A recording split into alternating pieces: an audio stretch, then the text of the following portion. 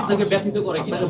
প্রথমে বলবো যে মানুষ মারা গেছেন বা এটা আসলে তার জন্য আমি সবসময় দোয়া চাইবো যে আল্লাহ পাক সৃষ্টিকর্তা যেন অবশ্যই তাকে রিসিভ করে, এই দুনিয়ার যত কিছু ভুল ত্রুটি আছে ওনার জন্য মাফ করে দেয়।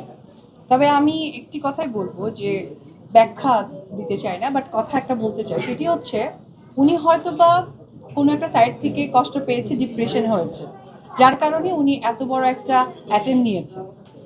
তো উনি তো স্ট্যাবলিশড একজন মানুষ ছিলেন, উনি লাইফে অনেক কিছু দেখেছেন, বিয়ে করেছেন, সংসার হয়েছে, বাচ্চা হয়েছে। তো ওনার দায়িত্ব বা দায়বদ্ধতার আনন্দ বা সব কিছু কিন্তু উনি একটা সময় পার করে দিয়েছেন। কিন্তু ওনার যে ছোট বাচ্চাটা আছে সে তো পৃথিবীর আলো বাতাস আগুন পানি মানুষ ভালো মন্দ দেখেনি।